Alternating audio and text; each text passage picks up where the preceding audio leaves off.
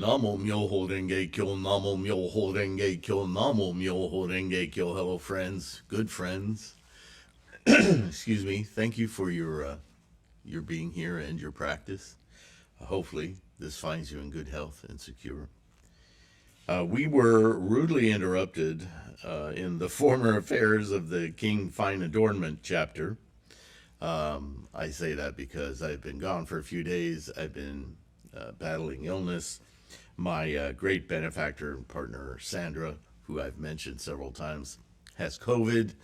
Um, she's just entered her 70s, so yeah, it's scary. She's got meds and stuff, so she'll be okay, but we've been concerned about me catching COVID from her. I've had illnesses related to new medications I've just started, new doctor.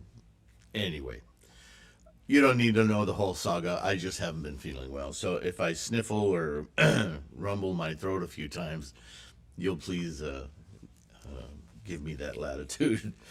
I couldn't wait to get back to this, though. So here I am. And we left off as Shakyamuni was saying, these two sons are my good friends. It is, oh, is this Shakyamuni? No, this is a different Buddha. Same difference, though, right? It is because they wish to raise up my wholesome roots of former ages to confer benefit upon me that they came to be born in my house. So this is the story of, right, the father who was a follower of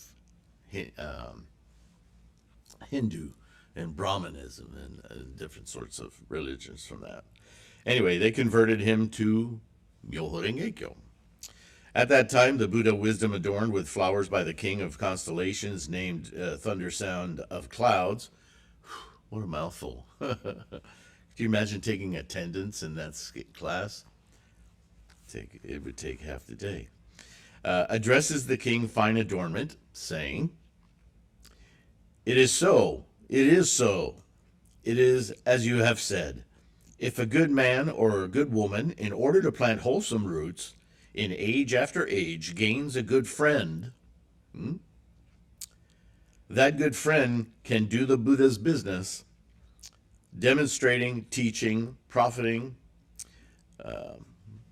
not profiting as in cash, but profiting as in proferring, yes?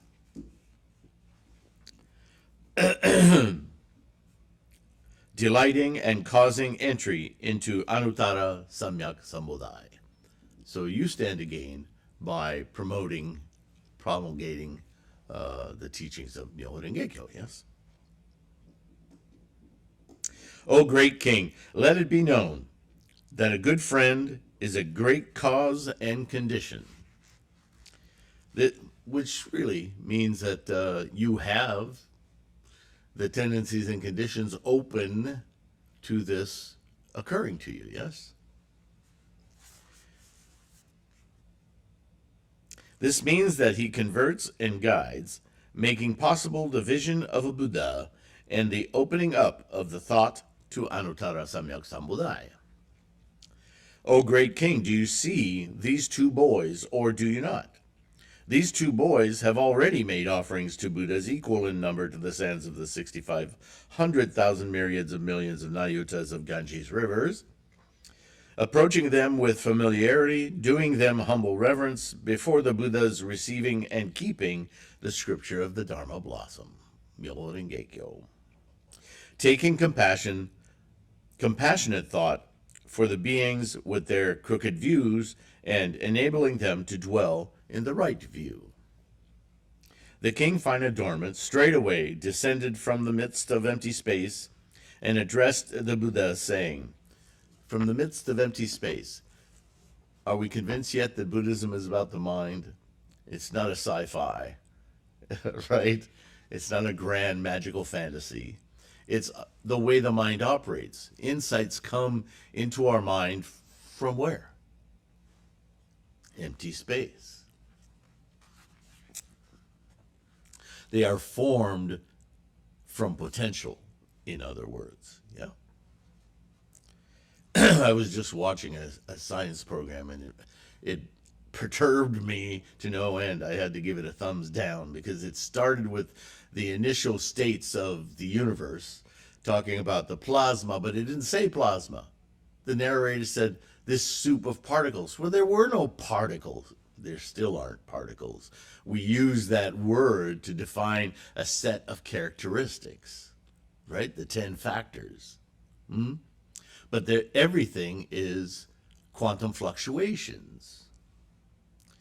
And this initial plasma was a very homogeneous, is it a conundrum to say that? A homogeneous group of fluctuations, right? From potential comes these vast potentials, because an electron is simply an instantiation of characteristics of that quantum field. Quantum fields are potentials with tendencies and conditions. As Buddhists, right away we go, that's formations. Yes. Right? A typical kind of formation. But that typical kind of formation is typical why? Because it's got characteristics. And if it's got characteristics, what's it got? Karma. Do you have Sylvain karma? Do you have Bob karma? Who cares how you label it? We're all extremely, from the foundation, made of those same fields, albeit with further stages down the formations. As we enter the world of form, the realms of form, then we kind of lock in a certain parameter of those instantiations of potential. Still potential, moment to moment to moment to moment to moment, albeit a set of characteristics and instantiations with their own tendencies and conditions. Boom. It's karma. How we interact with that karma precipitates repercussions. Good repercussions, not necessarily good repercussions, obstacle repercussions, but it's all up to us. This is our agency.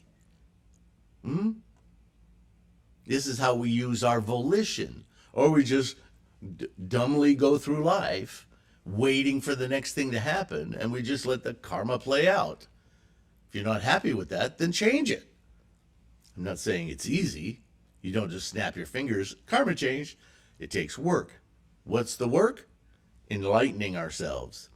Open that Buddha mind so that more and more of that Buddha mind is present to influence well, with fortune, with maximal experience of the whole, our karma. Lend that karma toward Anuttara Samyak Sambodhai, rather than just idly playing itself out, good, bad, or whatever, indifferent, right? Like my analogy of falling through a tree and hitting every branch, as opposed to just floating out of the tree and beholding the tree. Which would you rather do? Okay, sorry, I digress. O world-honored one, the thus come one is most rare.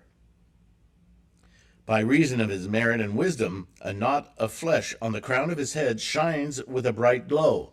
A knot of flesh on the top of his head glows.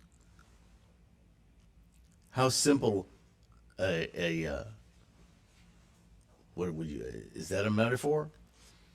It's a metaphor for the enlightening, the mind of enlightenment, isn't it? And when you help somebody else discover that, you're not helping them discover the knot on your head. You're helping them discover the light in their own mind. Right? So that's the knot on the head radiating light. We've talked about this before, like the light emanating from the little tuft of hair between his brows. It's all mind. Yes? Influence, imagination.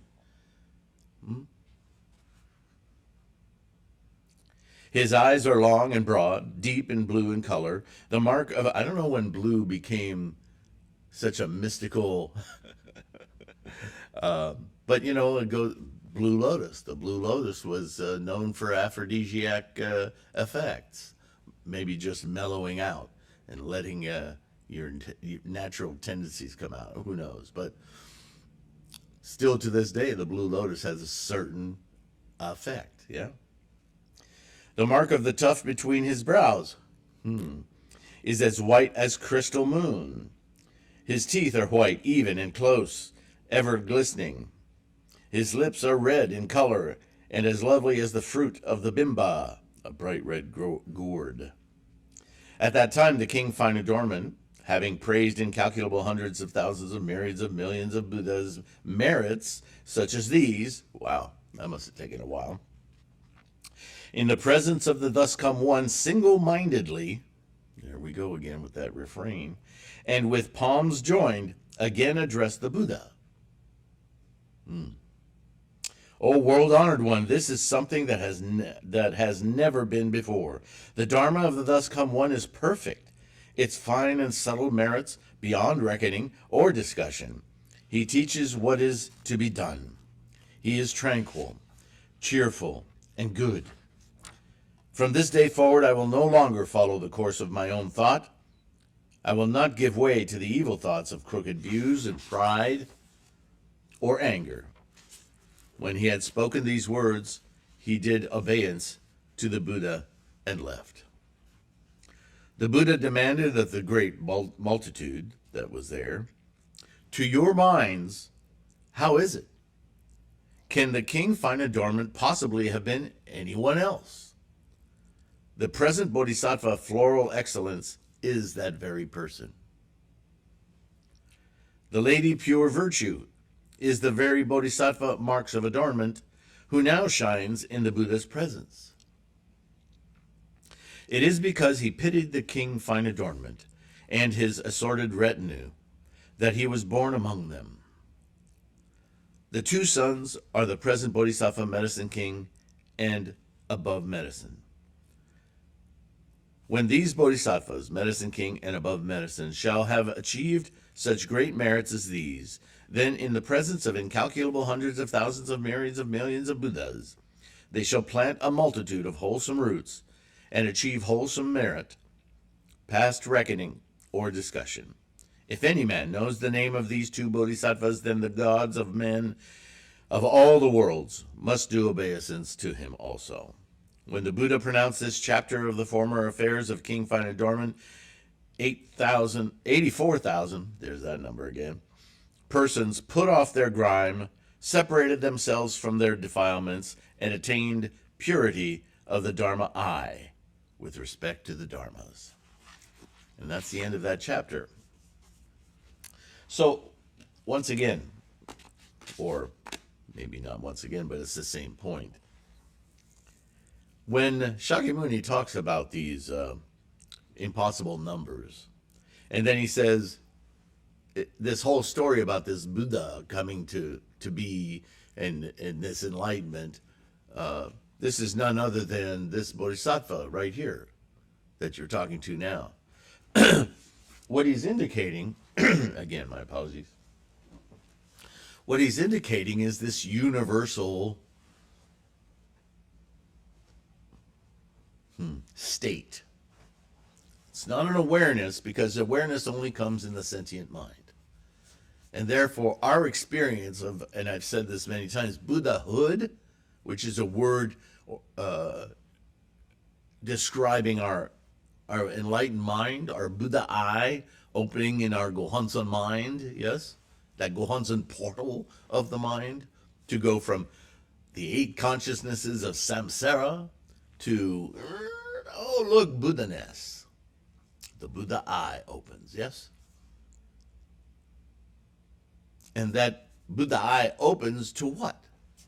What is it that isn't in the 8 consciousnesses that the Buddha eye sees? The Buddha eye alone sees.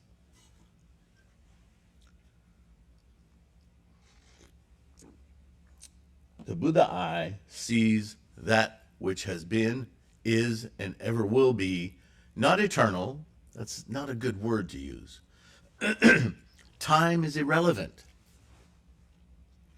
From the moment, and you can look up moment in Buddhism reference, the first volume, the Planck unit of measure, that we can't measure anything shorter than that. Some 0 point, what is it, 43 zeros or 53 zeros? It's a lot of zeros before a single digit. That fraction, if you can't even fathom it, it's so tiny, of a second. How long is a second? Well, we know how long a second. We've measured a second to be. We have decreed that a second is some 9 billion 200 and some million, etc. Valence shift of an electron in a particular radioactive molecule. And 9 billion plus of those is a second. So now we take all of those and we obliterate it to a number that's even many orders of magnitude smaller, and that is a moment. So we take that first moment of the cosmos and what changes? That first moment, the fact that there is a moment, is a perturbation of quiescent energy beginning the process of formation. It plays out on the huge scale of the cosmos. It plays out in your bone marrow as new stem cells are created in order to get programmed from the DNA to become a liver cell, a heart cell, a leg, a flesh, whatever, as the body is continuously replacing new from old. I mean, these processes are everywhere all the time in everything, even in a rock.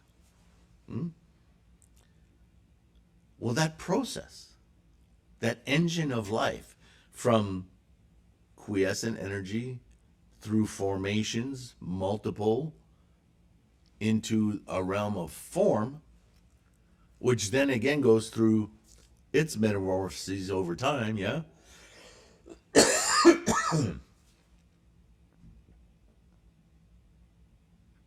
That's not only karma, that's Buddha. That's the engine of life. Becoming aware of that process, moment to moment to moment, never forgetting that everything is happening moment to moment, and then perceiving the world through that lens of Buddha wisdom, knowledge. The attachments to everything in the past, it's not that the past disappears or that the stuff that we are attached to disappears. It's the attachment itself that holds us back, that keeps our mind looking in the past instead of where the hell we're going. What if you drove a car that way? It'd be pretty dangerous. Forget about the past, right? Well, that's easy to say, but it's the attachments that we're getting rid of. When you're solely involved in the mechanisms of the cosmos, your body, him, her, it, happening moment to moment, all of that just goes away. It's not relevant. And therefore, it stops being an impediment. It doesn't get in your way anymore. Why should it? Bye-bye. My guitars are still there. I can go and fiddle around with them. But when I leave them alone, I don't, oh, my guitar. Right? Done. Moving over here now. Oh, look at this happening. Right? Watch the Buddha-ness. Well, the only way you can watch, witness, observe the process of the engine of life is to be immersed in it with your sentient mind, with that Gohanzen portal open, with that Buddha eye open. Everything is seen anew. Not only is it seen anew, but it's anew moment to moment to moment to moment to moment. Gosh, that's got to be exciting. right? Amazing. So the more we chant, every time we chant, we kick that door open, right? It's like a screen door with a spring too highly tensioned. Keep it open. And the more we keep it open, the more it starts to stay open, and Buddha-ness starts to infiltrate its way into all of the other 8 consciousnesses. And we begin to grow our enlightenment. Anuttara Samyak Sambodhai, complete and perfect. We experience it while we're in front of our Butsudan, chanting to our mandala, focused on Myo and Ho, shutting out the monkeys, the other 8 consciousnesses, yeah? They just go back, fade back, and we get in there and we fuse with that mandala, which is really not the mandala. What we fuse with is we go right past that mandala to that true mirror of that Gohonzon door, and we open it, and the Buddha eye becomes apparent. And the more we can keep that Buddha eye open, the more our conscious life, our other consciousnesses, our samsaric life, if you will, it fades, but the physical life, the physical universe becomes our playground. It's amazing. Yes, with that kind of perception, we can alter everything in our lives, including our bodies, certainly our mind. That's what we're actively healing, if you will. We use that metaphor of health and medicine and poison and all that in Buddhism quite a lot, right? So, when Shakyamuni, circle back around, when Shakyamuni talks about these huge, unfathomable lengths of time, and these characters being the characters he's talked about from millions and millions and millions of millennia ago, he's simply saying this Buddha is always there, and therefore it's always part of who you are. But it's one thing to know that intellectually, and it's another thing to experience it. So give it names. It doesn't matter. What matters is your experience of Buddha. That is Buddhahood. What you experience is Buddha-ness, because Buddha-ness is the life of the cosmos, the life of you, the life of them, the life of the trees, the life of the air, the life of clouds, planets, stars. You are that. But the incredible rarity of encountering Buddha is the rarity of your mind coming to inculcate that Buddha-ness and become aware, awakening, enlightenment. Super obvious, huh? But not to the uninitiated. It all seems more magical, mystical to somebody who simply doesn't understand. So that's why we do this study, right? So we can all get on the same page. So thank you for being here. Thank you for supporting this resource, right? Just a simple like and subscription, subscribe to this channel is a Bodhisattva act, because it helps YouTube promote this resource. And by resource, I don't just mean these videos, right? There's free podcasts. There's a ton of free information you can download, print, use for your own study to help you lead others who have questions, use as a library of quick answers for many, many, many questions that are typically asked from beginner to intermediate to advanced on threefoldlotus.com, right? So please make use of that. Those of you who can, or who do, many of you have bought ebooks or print books or the mandala, you're also a tremendous support, because this costs money and it's just little old me. Yeah, so I need your support. Patrons through Patreon and through PayPal, you guys are bodhisattvas. And so I have so much gratitude for your monthly support. It's super, super helpful. So thank you. And with all of that, please take care of your health so you can keep your practice strong, savor your practice, and I'll see you in the next one, okay? Take care of your health, and I'll see you next time. Bye for now.